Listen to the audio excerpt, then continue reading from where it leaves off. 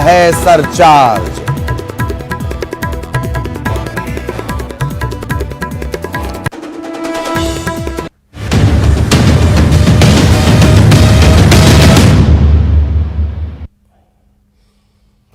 बहुत बहुत स्वागत। और 2023 का महासंग्राम लगातार जारी है। तो कर्नाटक में किसकी सरकार बनेगी, कौन सरताज बनेगा, यही सबसे बड़ा सवाल। वोटों की गिनती लगातार जारी है और रुझानों में कांटे की टक्कर नजर आती है। कर्नाटक में 224 विधानसभा सीटों पर मतगणना चल रही है। न्यूज 18 पर सबसे तेज नतीजे हम आपको दिखा रहे हैं। टैली पर आप नजर डाल लीजिए किस तरह से टैली की स्थितियां इस वक्त हैं। बीजेपी 87 पर लीड करती नजर आ रही है, कांग्रेस 109 पर, जेडीएस जनता दल सेक्युलर इसका ये 26 सीटों पर फिल वक्त बढ़त बनाए हुए है। अदर्स के खाते में 2 सीट जाती हुई नजर आ रही है। ये सब रुझान है, नतीजे नहीं आए हैं, वो भी सबसे पहले हम बताएंगे, न्यूज 18 आपको बताएगा। तो लगातार नजर हमारी बनी हुई है कर्नाटका में किस तरह की स्थितियां हैं, कर्नाटका का किंग कौन।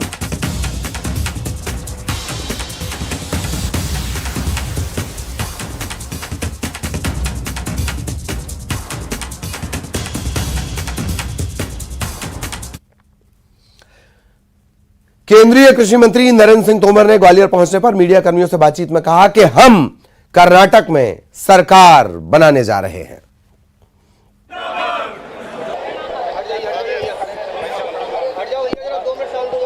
कर्नाटक के रिजल्ट का सभी लोग बेसब्री से इंतजार कर रहे हैं और मुझे लगता है भारतीय जनता पार्टी ने बहुत अच्छी मेहनत की है और भारतीय जनता पार्टी सरकार बनाने में और अब भोपाल से बड़ी खबर, चुनावी साल में क्या बिजली का झटका आपको लगने वाला है। 8% तक बिल बढ़ सकता है। सरकार के बजाय चूंकि कंपनियां दाम तय कर रही हैं, बिजली के दाम तय करने का अधिकार बिजली कंपनियों को मिला है। इससे पहले हर तिमाही में फ्यूल कॉस्ट एडजस्टमेंट FCA तय किया जाता था नियामक आयोग के द्वारा। नई व्यवस्था 24 अप्रैल से लागू कर दी गई है। अगले महीने के बिल में सरचार्ज में 8% तक बढ़ोतरी हो सकती है। मार्च के महीने के बिजली बिल में बिजली कंपनियों ने 5% सरचार्ज वसूला। बिजली कंपनियों ने मार्च में भी 1.65% की बढ़ोतरी की थी।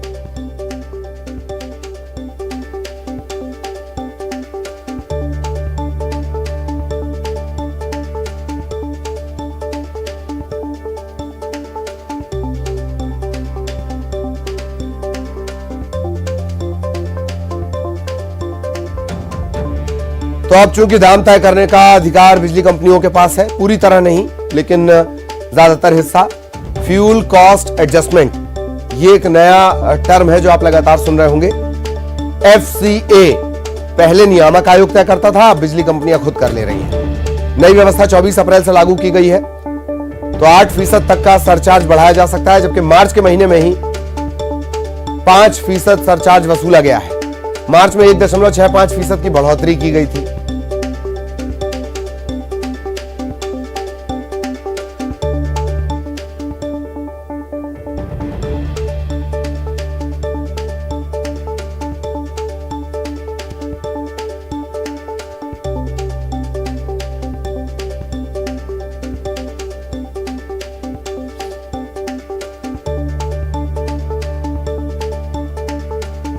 FCA ये मूल बात है, फ्यूल कॉस्ट एडजस्टमेंट।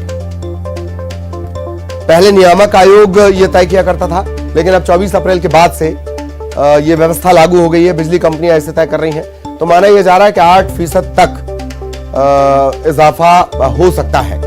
हालांकि बहुत पेचदार यह सिस्टम होता है, बिजली का बनना और उसका डिस्ट्रीब्यूशन होना, यहां तक की व्यवस्था बहुत जटिल है।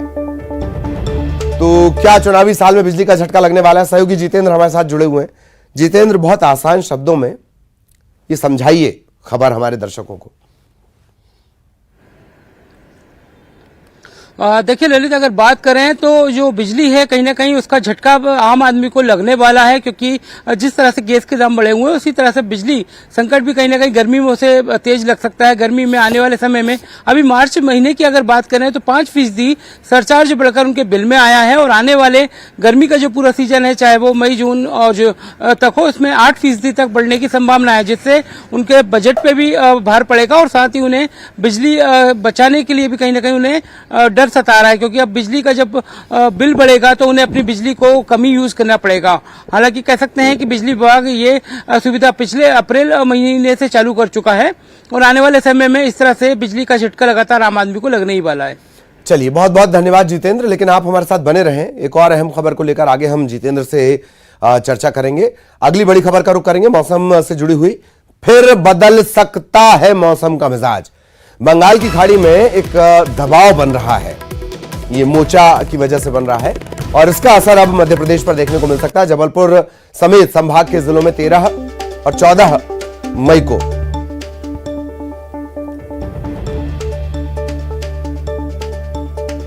यानी आज और कल कहीं कहीं मौसम बदल सकता है, बादल छा सकते हैं, बूंदाबांदी हो सकती है। 15 मई के बाद फिर गर्मी बढ़ेगी, तापमान बढ़ेगा। 15 मई के बाद हीट वेव चल सकती है।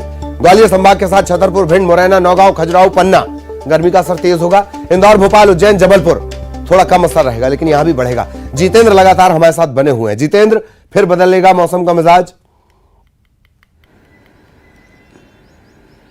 बिल्कुल ललित, अगर बात करें तो ये कंफ्यूजन मौसम जरूर इसे कह सकते हैं कि लोगों को समझ नहीं आ रहा है कि आखिर वो कब बाहर जो है कि अपने छाता लेकर निकलें या बारिश से बचने के लिए निकलें, या फिर उन्हें क्योंकि इतना ओले गिरे थे तो उससे उन्हें ठंड जैसा माहौल भी लगने लगा था। अब आने वाला जो समय है मौसम में फिर से बदलने के संकेत दिए जा रहे हैं, जिसमें 14-15 मई को और फिर मौसम बदल सकता है। जबलपुर संभाग सहित कई ऐसे जिले हैं जहां पर बारिश हो सकती है, इसे लेकर एक चेतावनी जारी की गई। मगर कह सकते हैं कि आने वाले समय में हीट वेव का भी असर बढ़ेगा और कहीं कहीं लू चलेगी, तो दोनों ही लोगों मौसम में लोग परेशान हैं कि आखिरकार वो अपना इलाज कैसे करें, क्योंकि इससे मौसमी बीमारी भी बढ़ रही है, लोगों की सेहत पर भी असर पड़ रहा है और मौसम लगातार कंफ्यूजन वाली स्थिति पर बना हुआ है। ललित, चलिए, धन्यवाद जितेंद्र इस तमाम जानकारी के लिए। सहयोगी जितेंद्र विस्तार से जानकारी दे रहे थे और बाबा ने हिंदू राष्ट्र के बारे में क्या कहा है वो सुनवाते हैं आपको।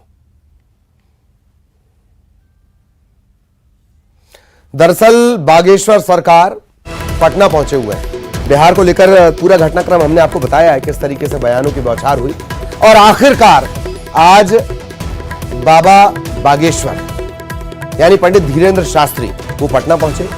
जब पटना पहुंचे तो वहां पर भक्त भी पहुंच गए, स्वागत भी हुआ बयानों के सिलसिले से इतर। ये तस्वीरें देख लीजिए आप। बागेश्वर सरकार पटना पहुंचे और जाहिरा तौर पर जब वो पहुंचे तो सुर्खियां बननी ही थी। एयरपोर्ट पर उनका स्वागत भी हुआ, लोगों की भारी भीड़ भी पहुंची। इसके बाद वो अपने होटल के लिए रवाना हो गए।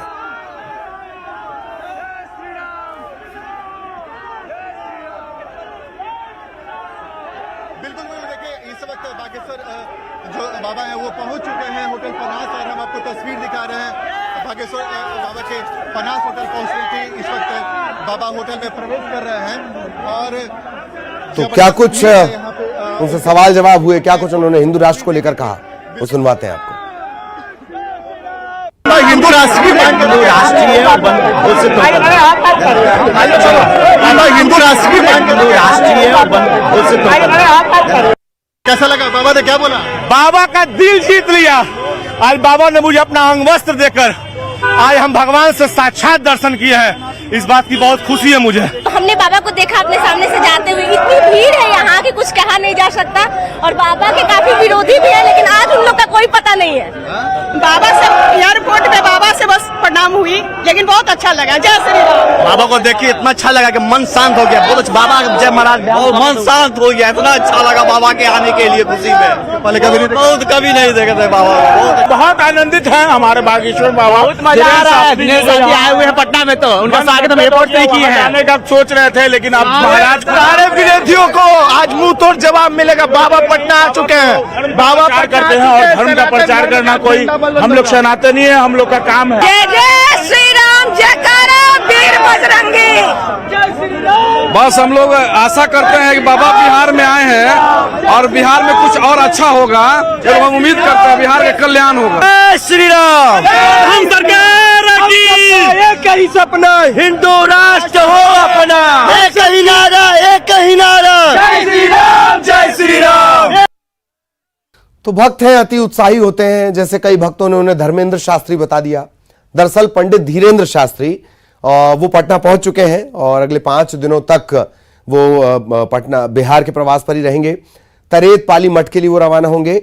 यहां पे शाम 4 बजे से 7 बजे तक कथा वाचन का कार्यक्रम होगा। इस जगह का जायजा न्यूज़ 18 ने भी लिया।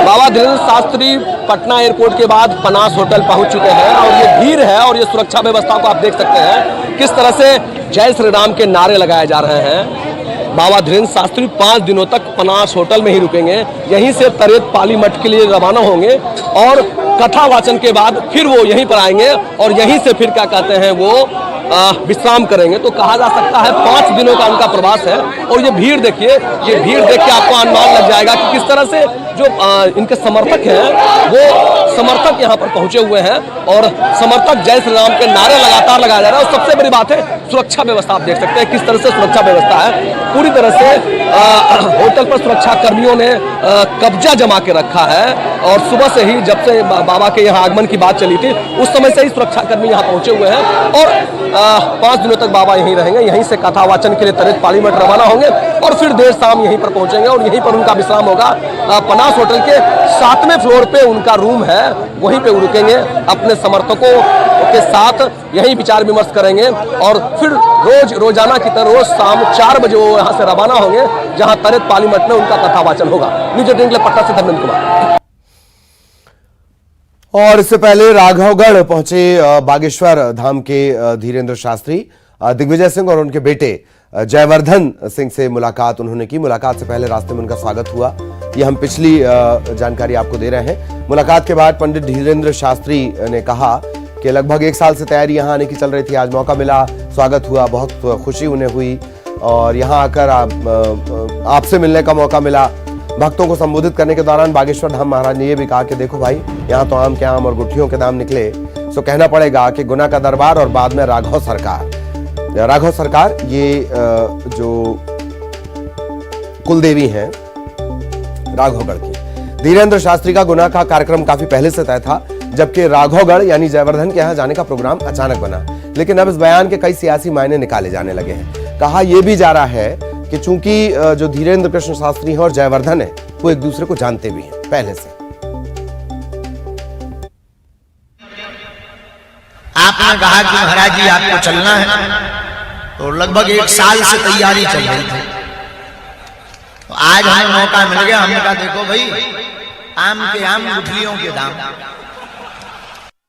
गुना का दरबार और फिर बाद में राघव सरकार। तो हमने कहा देर भली क्यों, चल पड़ो। लेकिन हमें कहा पता कि राघवगढ़ में भी इतने पगला है गली। और अब ग्वालियर से बड़ी खबर, रिश्वतखोर राजस्व निरीक्षक को सजा सुनाई गई है। राजस्व निरीक्षक अजय सोनी को 4 साल की सजा ग्वालियर की विशेष अदालत ने सुनाई है। रिश्वतखोरी का ये पूरा मामला 10,000 रुपए की रिश्वत लेते ये आरआई गिरफ्तार हुआ था। 2 फरवरी 2017 को लोकायुक्त ने इसे गिरफ्तार किया था। भवन निर्माण की एनओसी की एवज में रिश्वत मांग रहा था। 4 साल की सजा के साथ साथ 4,000 रुपए का जुर्माना भी लगाया गया है।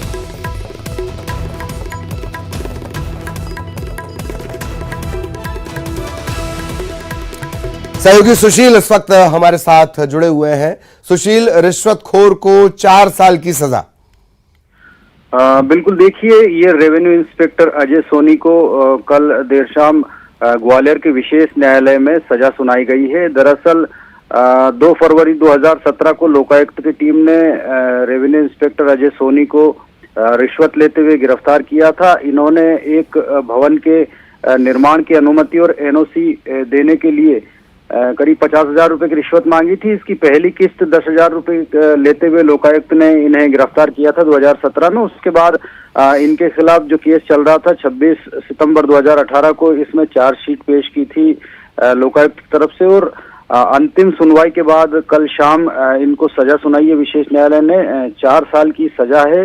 इसके अलावा इन पर अर्थदंड भी लगाया गया है 4,000 रुपए का। तो कहीं ना कहीं एक बड़ा जो है फैसला रहा है कि इस तरह से जो रिश्वतखोर है रेवेन्यू इंस्पेक्टर, उसको जो है उसके किए की सजा मिली है और अब उनके जेल जाने की तैयारी रहेगी या फिर वो अपर कोर्ट में इसके खिलाफ अर्जी दाखिल करेंगे। चलिए, धन्यवाद सुशील इस तमाम जानकारी के लिए।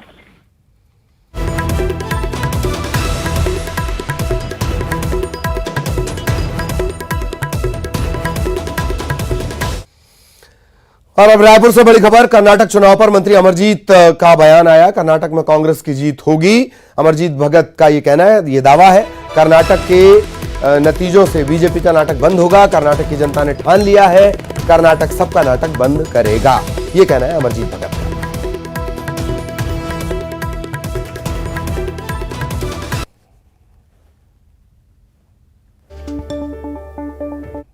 हिंदुस्तान में जिस प्रकार से भारतीय जनता पार्टी तांडव कर रही है उसका एक तरह से अंत होगा। और अगर ये कहें कि कर्नाटक से भारतीय जनता पार्टी का नाटक का अंत होगा तो अतिशयोक्ति नहीं होगा। युवाओं के साथ इन्होंने एक वादा किया था कि हम हर वर्ष 2 करोड़ युवाओं को नौकरी देंगे। उसका अता पता नहीं, बल्कि जो नौकरी का अवसर है उसको समाप्त किया जा रहा है। लोग सड़कों पर है, लोगों में गुस्सा है और इसका परिणाम कर्नाटक चुनाव के परिणाम में देखने को मिलेगा। कांग्रेस भारी बहुमत के साथ सरकार बनाएगी और भारतीय जनता पार्टी का कर्नाटक से अब पूरे देश में नाटक बंद होगा। और अब बड़ी खबर भोपाल से, बीजेपी के नेता पर रेप का मामला दर्ज हुआ है। शादी का झांसा देकर दुष्कर्म करने का आरोप लगा है। अशोका गार्डन थाने में यह मामला दर्ज हुआ है। बीजेपी का मंडल उपाध्यक्ष है, इस पर यह मामला दर्ज हुआ है। बीजेपी नेता पर दुष्कर्म करने का आरोप, मामला दर्ज, पड़ताल जारी। अशोका गार्डन थाना पुलिस ने यह मामला दर्ज किया है। बीजेपी का मंडल उपाध्यक्ष है।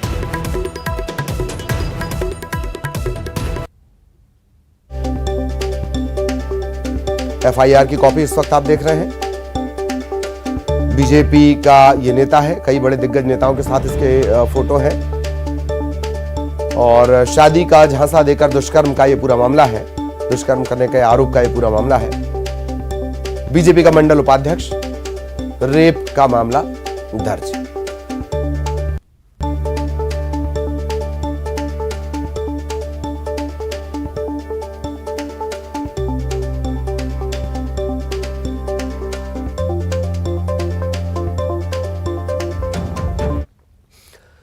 बड़ी खबर भोपाल से, हमीदिया के कर्मचारी पर बदमाशों ने जानलेवा हमला कर दिया है। हमीदिया में कुक का काम ये पीड़ित करता है। बदमाशों ने हमीदिया के गेट के पास इसे घेरा और चाकू मार दिए।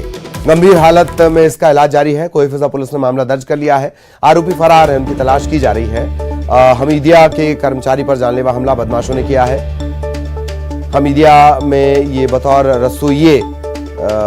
रसोइया काम करता है। बदमाशों ने हमीदिया के गेट के पास इसे घेरा और चाकू मार दिया। वजह साफ नहीं हो पाई है कि आखिरकार वजह क्या रही।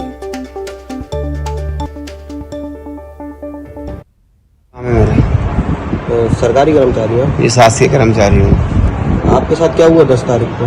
मैं साहब के लिए दूध लेने आ गया था अध्यक्ष ऑफिस में, आशीष गोई सर के लिए। चाय बनती है साहब इन लोगों की।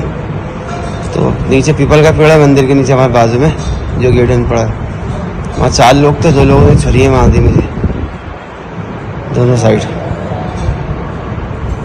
और अभी तक पुलिस कोई कार्रवाई नहीं कर रही है और न कोई उन्हें पकड़ने की वो बिंदास खुले सांडों की तरह घूम रहा है। और ये किया है कि तुम बाहर मिलोगे तो तुम्हें जान से मार देंगे। और अब खबर छिंदवाड़ा से, सोने का अवैध व्यापार करने वाले कारखाने पर दबिश दी गई है। State GST, income tax, police की टीम ने ज्वाइंट ऑपरेशन किया है। तकरीबन 1 करोड़ 70 लाख की कीमत का सोना जब्त हुआ है। पश्चिम बंगाल का मुख्य आरोपी बताया जा रहा है। 10 कारीगर भी मौके से मिले हैं और इन्हें हिरासत में लेकर इनसे पूछताछ फिलहाल की जा रही है। State GST, income tax department और पुलिस की कार्रवाई। 3 दिनों से इस बात की जानकारी मिल रही थी कि जो शहर का इमामबाड़ा इलाका है वहां पर कुछ संदिग्ध गतिविधियां हो रही हैं। 3 से 4 मंजिला ये इमारत है। इसके बाद एक ज्वाइंट ऑपरेशन चलाया गया और जब ये दबिश दी गई तो 1 करोड़ 70 लाख रुपए का सोना यहां से जब्त हुआ है।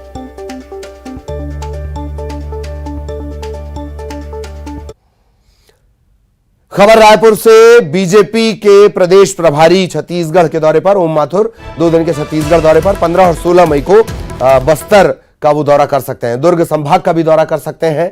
विधानसभा चुनाव को लेकर वो चर्चा करेंगे। बीजेपी के प्रभारी ओम माथुर वो छत्तीसगढ़ के दौरे पर रह सकते हैं।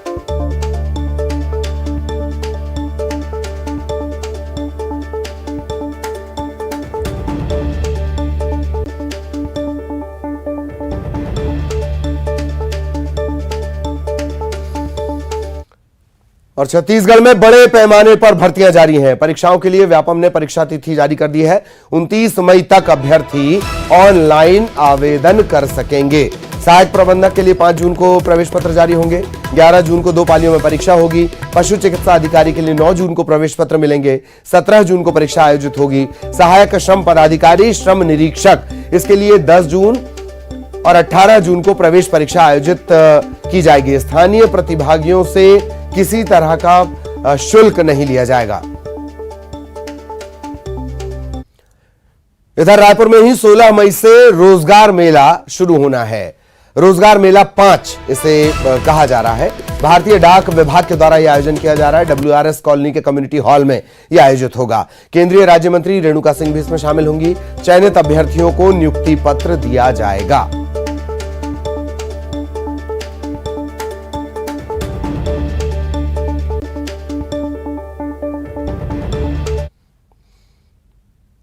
और इसी के साथ इस बुलेटिन में इतना ही। नमस्कार।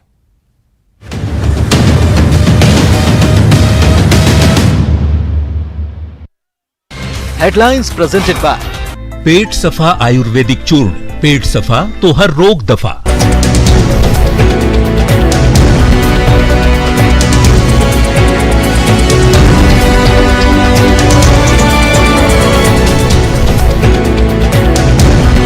हेडलाइंस प्रेजेंटेड बाय पेट सफा आयुर्वेदिक चूर्ण। पेट सफा तो हर रोग दफा।